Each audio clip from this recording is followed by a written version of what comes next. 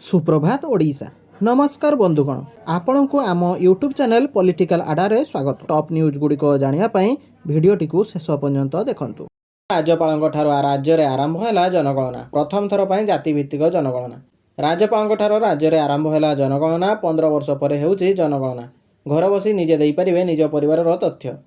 गणना कार्य प्राय 1,08,75 जनगणनाकारी और प्राय 17,282 जन सुपरभाइजर को नियोजित करा जायछि।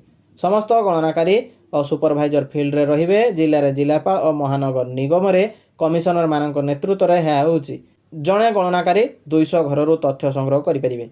गणनाकारी को तालीम सह आनुषंगिक सामग्री व्यवस्था होइछि। गत 2 मास है तालीम कार्यक्रम चली।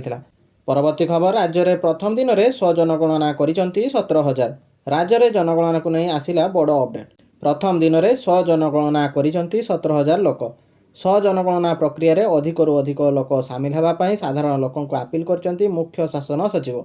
एप्रिल 1 रु राज्य में डिजिटाल जनगणना आरंभ होइछि। प्रथम थर पर डिजिटाल माध्यम रे निजे निजे जनगणना करिपरिबे जनता। जनगणना रे तथ्य गोपनीय रहिबो। जनगणना पई सरकार 33टी प्रश्न तैयारी करछंती। घर परिवार मुख्य गाड़ी जमीबाड़ी एलपीजी प्रमुख तथ्य सरकार को दियाजिबो। जातिगत तथ्य को मध्य जनगणना रे सामिल करा जायछि। 15 दिन जाए डिजिटाल माध्यम रे जनगणना हेबो। 16 तारिख ठारू अधिकारी माने घर को घर जाई जनगणना करिवे। परवर्ती खबर, उपमुख्यमंत्री प्रभाती परिड़ा घोषणा। खूब शीघ्र आसीबो कन्या सुमंगल योजना। कन्या सुमंगल योजनार एसओपी खूब शीघ्र आसीबो। एही योजना रे झियो जन्म हेबार वर्षक मध्य ता नाम रे टंका रखाजिवो।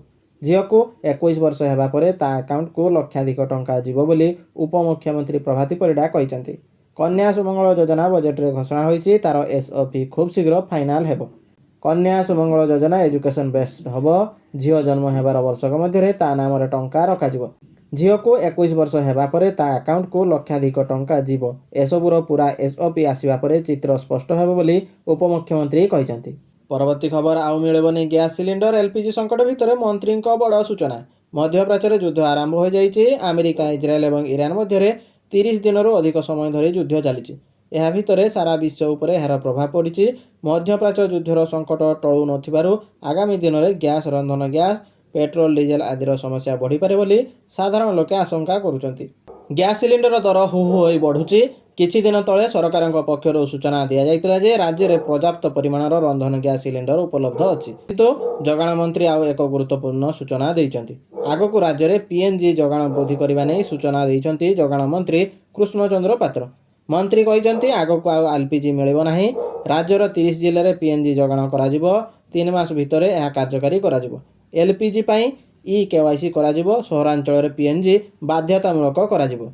परवर्ती खबर, देशर 15,000 स्कूल और 500 कॉलेज रे हेबो कंटेंट क्रिएटर लैब। देशर 15,000 माध्यमिक विद्यालय और 500 कॉलेज रे एवीजीसी कंटेंट क्रिएटर लैब प्रतिष्ठा कराजिबो। एही पदक्षेप पई 250 कोटी टंका व्यय बराद करा जायछि। ऑरेंज इकोनॉमी क्षेत्र भाव परिचित एनिमेशन विजुअल इफेक्ट्स गेमिंग और कॉमिक्स क्षेत्र सहित मीडिया और मनोरंजन क्षेत्र को प्रोत्साहन देवाकू केंद्र सरकार बजेट रे व्यापक अर्थ व्यवस्था करिसंती। राज्य में 5 जिला को झड़ वर्षा सतर्कता। आभ्यंतरीण ओडिशा रे गरम उपकूल रे ठंडा। गत किछि दिन हेबो राज्य में एभली तापमात्रा देखिବାକୁ मिलुछि। राज्य को हट एंड ह्यूमिडिटी वार्निंग जारी करिछि पाणीपाग विभाग। 3 दिन पर गरम गुळगुळी नहीं चेतावनी जारी करिछि पाणीपाग विभाग। 3 जिला गंजाम गजपति पुरी को ताती नहीं येलो वार्निंग जारी होइछि। नुआपड़ा और नवरंगपुर झड़ तोफान नहीं येलो चेतावनी जारी करिछि पाणीपाग विभाग।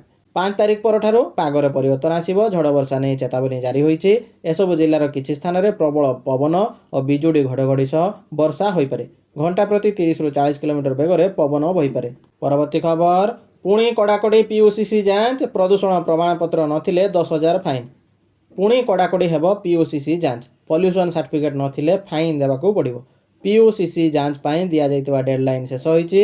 एप्रिल 1 पर्यंत पीयूसीसी कहळ करा जाइतला। पीयूसीसी नथिले 10,000 टंकार जरिमाना लगाजिबो। प्राय 18 लाख गाड़ीर पीयूसीसी एबे भी बाकी रहिछि। पूर्वरु पॉल्यूशन सर्टिफिकेट जांच एप्रिल 1 जाए कहळ थिला। वैध प्रदूषण प्रमाणपत्र नथिले 10,000 टंका पर्यंत जरिमाना करा जाउछि।